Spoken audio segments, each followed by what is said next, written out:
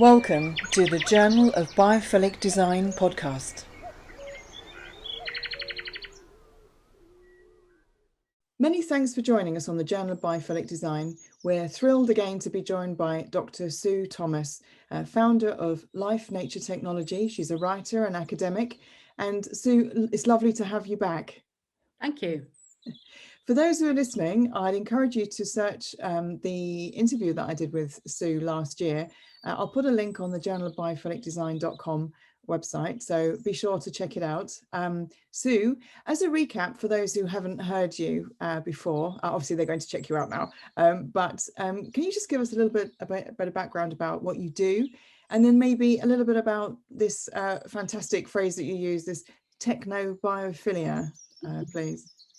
Okay, so I've been working with technology since the early 90s and working with writers using technology, and I'm a writer myself, so I've ended up writing a lot about technology. I've written novels and a lot of non-fiction as well. And in more recent years, I'd always written about cyberspace and cyberspace as a real place. But in recent years, I began to realize that there were lots of similarities between the way we think about cyberspace and the way we think about natural space. So I started researching that, and it ended up being a long project, and a lot of it was about the way we use metaphors of nature in cyberspace. You know, we talk about clouds and streams and webs and spiders, and you know, there are lots and lots of these metaphors, and I started to wonder why. So it took me 8 years to research a book looking into all the possible reasons. And eventually, when I discovered biophilia, I leaned towards the understanding that what I was really looking at was that we were using our own biophilic impulses to try and understand this very new world of cyberspace through the lens of nature. When you're in a completely abstract online space, you have to get a grounding and get a sense of where you are. And the way that humans have often done that is by thinking of it in terms of it is like. So it feels like a cloud. It feels like I'm in some kind of wilderness, as if I'm navigating around, and you start to understand how people relate to cyberspace as if it were a natural space. That's where I really got to by the end of my book, Technobiophilia, Nature and Cyberspace. The other thing I realized at that point was that actually, because biophilia makes you feel good, that having this experience, a biophilic experience in cyberspace, had a similar effect.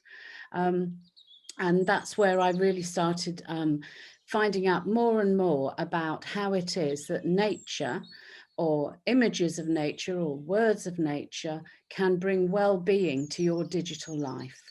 So I kind of condensed that, produced a similar but much shorter and simpler study called Nature and Wellbeing in the Digital Age. And that's a practical guide to implementing a lot of the work that I'd done with the larger book, Technobiophilia. Well, that sounds really great. I'll put a link, if that's okay, Sue, on the website, journalbiophilic.design.com, directly to that book that you mentioned there. So that'll be really great. Obviously, with everybody being in lockdown, and that's not just in the UK, it's in America, it's everywhere, it's in Africa and India and anywhere where you're listening to this at the moment, listeners. But technobiophilia has really come into its own, hasn't it? Because people have been able to go out for their daily walk, well, they have over here anyway, and but if you haven't, then you know, looking at nature or accessing nature or engaging, you know, outside your four walls, you know, but technology has really come into its own.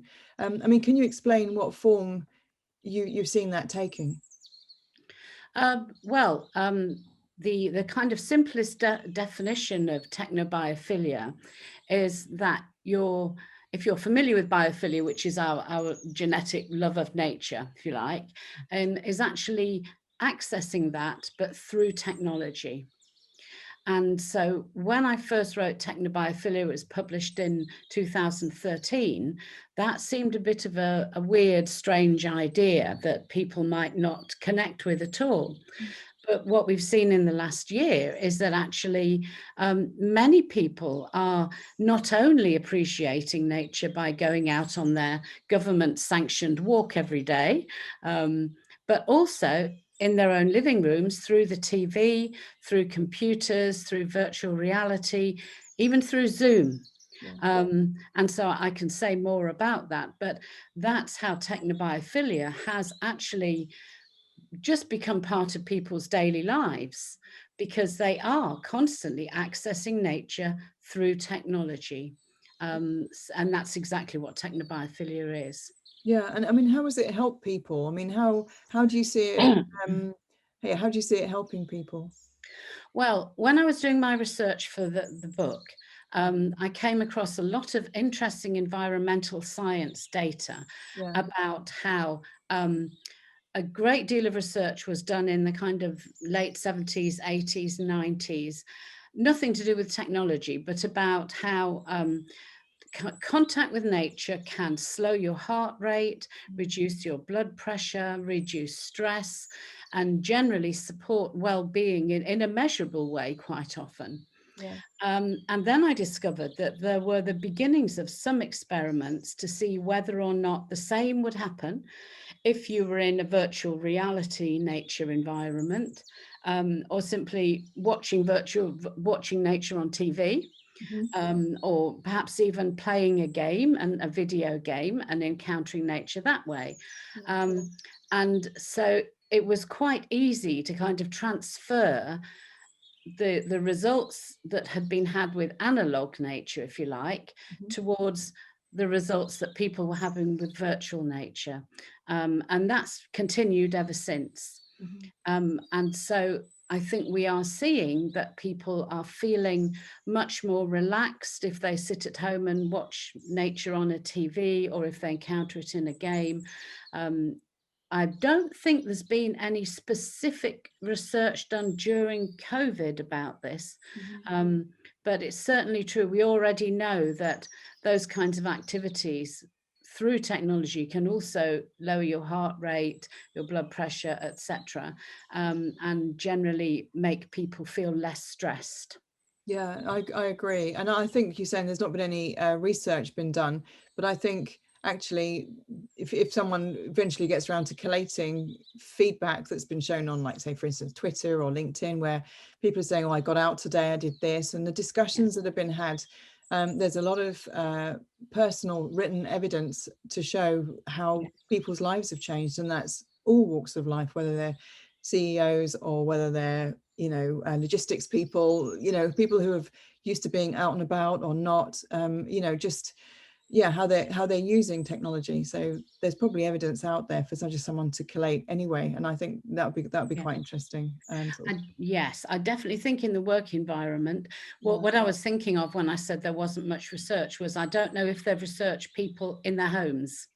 That would be more difficult to do. But as you say, there's loads of anecdotal evidence, and it is quite fascinating how the sale of all kinds of nature-related products, whether it's bikes, or walking, or perhaps even camping, binoculars, all kinds of things like that. People taking up photography.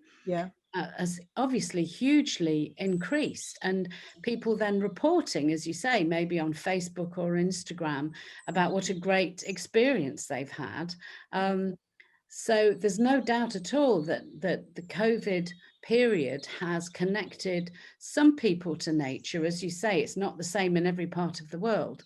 One of the important aspects of Technobiophilia is about awareness and mindfulness, and that's one thing that I try and suggest strongly that people consciously do.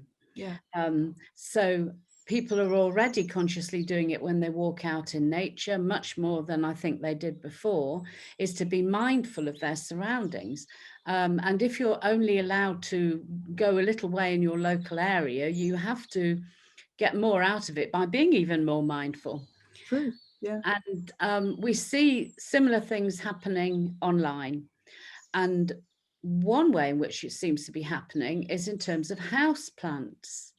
The sales of houseplants has really increased massively when people are able to get them, because obviously the garden centres have been closed quite a lot as well. But many people, and you can see this on Instagram, are learning how to tend their houseplants, look after them, grow new ones. And they're talking about this on Instagram and sharing information there. Yeah. And you can often see it in people's screens in Zoom calls like this one. Absolutely. Yeah, everybody has a plant in the back. There's a Twitter feed called Room Raters. I don't know if you've seen that. No, I haven't. No. Room Raters will pick up bits of video from Zoom calls or people talking on TV in their own homes, and they will rate the background of their Zoom call. And one of the things they always look for is houseplants, also books. So houseplants have become a thing, and that's something I did think about recently in terms of Zoom calls, because people are often very careful to make sure they've got houseplants in the background, as you and I both have. Yeah. But I was thinking that one thing I've heard a lot of people complain about is how exhausting it is to be working on Zoom for hours every day, Yeah. or any kind of video platform. And I thought, actually, what about, why not just have plants on your own desk, so that as I'm looking at you, I should be able to see a display of plants behind my laptop, my computer, so that I can actually enjoy them. You won't be able to see them, but that doesn't matter, because it's for my well-being, to have plants arranged on my desk, to be able to be close to them and pick up their aromas and perhaps even stroke their leaves now and again, and literally be connected to nature. In a kind of invisible way. So I've been talking about that quite a lot lately, about having your own private garden on your desk that other people can't see, but you can. I think You that's can enjoy a it. really good idea. Yeah, I've got a view of nature which goes off in. I've got a pathway that goes off. When I was in Africa, I've spoken about it before, but it goes off into hills. So it reminds me of when I go back there, is where I'm heading for, and it's right off off in the middle of nowhere into the bush. But I've got a virtual nature view, if you want, in front of me, and plus the house plants, of course, behind the screen. Because I remember you mentioned that when we spoke before about that, and I thought, oh, that's a good idea. So yeah, I've got the desk changes with the different size screens I've got, but yeah, I always got a plant or sort of natural stuff in view. So that was a really great tip. So thanks for that. Obviously, when people are going back to work, they might be going back on their daily commute, or they're going to be back in their little cubicles or their four walls or whatever. How would you advise people to continue, or even if they haven't started, but how what sort of couple of simple tips would you suggest people do during the day using the technology that they have access to, if they can't get out, or if they're working in a totally urban environment? How would you advise them to access biophilia through the technology? Well, I mean, the first thing would be the plants on the desk, and Yeah, perhaps even a picture, if they're allowed a picture, as you have. yeah, That's a kind of obvious thing. There are other things in terms of, excuse me, connecting physically with nature. And that could be about objects that you have with you, or in your drawer, or on your desk. So I've got a wooden mouse, a bamboo mouse, which means that every time I use it, I'm actually touching a natural material. yeah, That's one thing. Another thing you could do is have your own little collection of maybe stones and shells. It sounds very twee, but actually they're very tactile, very nice to just hold in your hand, maybe turn around in your hand while you're on a Zoom call, or while you're sitting back and thinking. And again, that physically connects you to the earth, to the natural world, is just having them with you, in your pocket, or as I say, you could keep them in your desk drawer. And then on your machine itself, there's an interesting question about what kind of pictures and images do you use as a screensaver? I've looked into this before, and I've found that certainly over 50% of people that I've encountered and surveyed have natural images as a screensaver, quite often a waterfall. And often, if you ask them why, they don't know. They just intuitively chose these pictures, maybe stock pictures, or maybe as you have your own picture that you took of a place that you love. And they will have it on their screensaver, so they can actually go into that space now and again.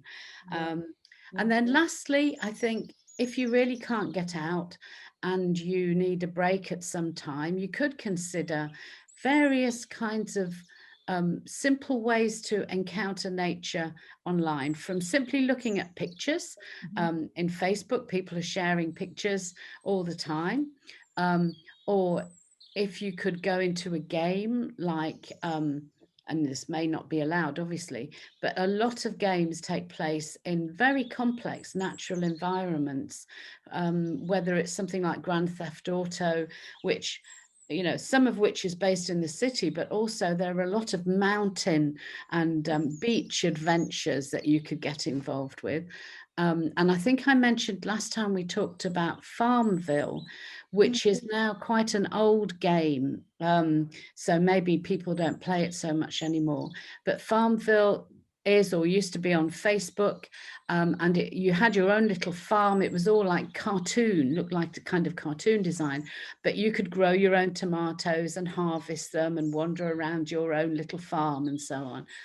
And Farmville, I found that a lot of people are using that as a relaxation tool, which surprised them because they didn't intend it that way. So people who actually feel engaged with the idea of looking after their own tomatoes and watering them once a day or whatever, were deliberately doing that in order to relax. So these are things that you might well not be allowed to do at work in your cubicle, but if you are, consciously looking for them and engaging with them, even for 5 or 10 minutes, should really help you to accommodate to this new kind of environment, especially if you've been working at home before. That's really, yeah, absolutely. You're saying about sort of games and things, but it's not really the same. But you're saying about farms, and I follow on Instagram. This is really, I mean, it's quite sad to admit, but actually, it's I'm justified now having spoken to you, because I love alpacas, you know. All right. Yes. And I follow a few alpaca farms all around the world, you know, sort of from Australia and stuff, and just watching the little animals sort of canter around outside in the field, and they put silly music behind it or whatever, but it brings so much joy and fun, and just seeing obviously a different countryside, and it's somewhere I've always wanted to go, for instance New Zealand, and it's a really positive experience for me to have. So yeah, so I can see where you're coming from with that. Also, just as a thing for people who are listening, Sue mentions about using different images for screensavers. On the journal of biophilicdesign.com, there's an image library, which, as a gift to people, if people want to just drag and drop the images there, they can go, that they're high res enough to go on a desktop, and there's sort of pictures from the Eden Centre, and there's waterfalls and things. So people, I mean, please, if anyone's listening, please go onto the website and you can download them for free. So I certainly will. I'll do that. Thank you. Okay, Sue, thanks. Yeah. And so what innovations are coming through that you're seeing that people can connect to nature through their devices? Well, it's not really an innovation as such, but people are treating it as that, and that is these kind of live stream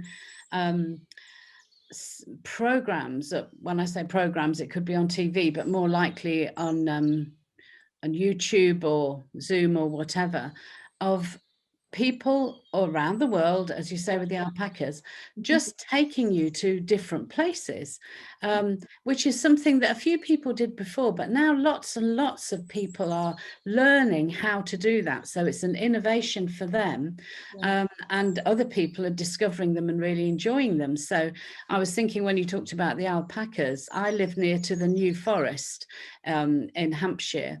And I sat at my desk in my office not so long ago, and I watched about an hour and a half of a woman who works in the New Forest just taking us round. So this is my farm, these are my ponies, this is how we do this at this time of year, and telling me about her completely different life to my life. And there's lots of that. So that's an innovation, but it's something we could always do, but it's an innovation for a lot of people who never considered it before. And it can take us anywhere in the world. Another innovation, which again is old, but people are discovering, are these fixed nature webcams. And I've been writing quite a lot about those. And they're very interesting because we're used to nature TV programs. We're used to David Attenborough and soft voices explaining things to us and turning nature into a kind of story that we can all consume. But if you watch a live eagle's nest set up by a national park in the USA, for example, you can see real life eagle style, which is not always pretty. It's not always comprehensible. Sometimes it can be quite ghastly, particularly in terms of the kind of creatures they bring in to feed their chicks. But it's reality in a way that TV reality isn't, because it's storified for us. But if you sit and watch a webcam of the many, many different kinds of live cams, you will begin to understand the difference and again relate to nature in a different way. And I think in terms of the future, this will, I think, become more and more kind of allied with actual virtual reality experiences, so that perhaps you can, in virtual reality, you could get closer and closer to that eagle, spend more time with it. Virtual reality is definitely the way forward.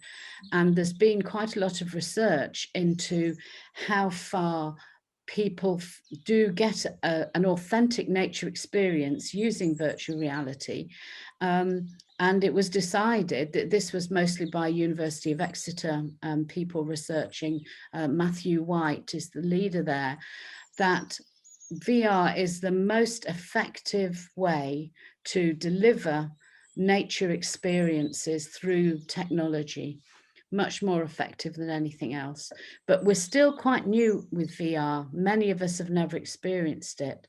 But I think that seems to be the innovation that is really going to impact us in the next 5-10 years. And actually, VR is quite easy to access, isn't it, for people? Yeah. Really, you can just buy those, you know, a device to hold your mobile phone, and then you can download the app, and then they've got different programs that you can stream through that.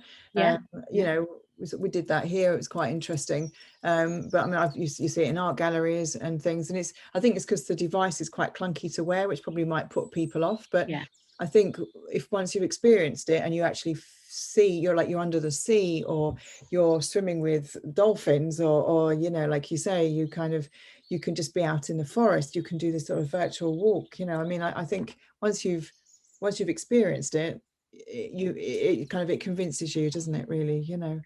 Yeah, it just feels more real. I think, you know, a lot of VR is still quite clunky, but it can only get better. Absolutely. And I think we'll become very dissatisfied with the prettied up, tidy nature programs like Blue Planet that we're also enamored of now.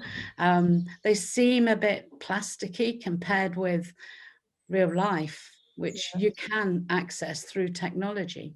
Yeah, and actually, when you think about it, the whole sort of biophilic thing, in real life, you are going out and you're walking over mushrooms, and you're trying to avoid, you know, tripping over stuff, or, you know, the leaves aren't quite perfect and the sort of branches are falling off, or whatever it is, if you're through a forest, for instance. So having real nature and having that real experience will be, you say, potentially even more beneficial. Yeah. Just as sort of as an update, people listening will know that I always ask a question on, if the sort of magic brush of biophilia. But I know you answered before, but I'd love to hear what you would like to see now in a magic world, people embracing technobiophilia. But what would this magic brush do to people's lives? What would people's lives look like with technobiophilia? I think they would be enriched. Mm-hmm. And I think their awareness would be raised of the natural living world, which it's so easy to just walk over and not even look at. So my kind of magic brush, if you like, would give everything equal weight, so that a worm in the garden is as important as a pony looking over the fence at you, and that people pay attention and be mindful of all of those things, which hopefully would impact on the way we think about the environment, and it could have very wide-reaching impacts in terms of the way we think about where we live, the kind of jobs that we do. And actually it is already at work, I think, in the many families who and individuals who now want more of a life-friendly way of living. A more balanced, nature-connected way of living, which I think many people during COVID have discovered. So really, my magic brush would just be kind of, like those paintings where you brush with water and a painting appears underneath. It would do that, really. It would say, look at what's right in front of you, and pay attention to it. So yes, it would be like a magic water brush, I think, and just revealing the world to those of us who move around it without realizing where we are. Thank you for listening to the Journal of Biophilic Design podcast.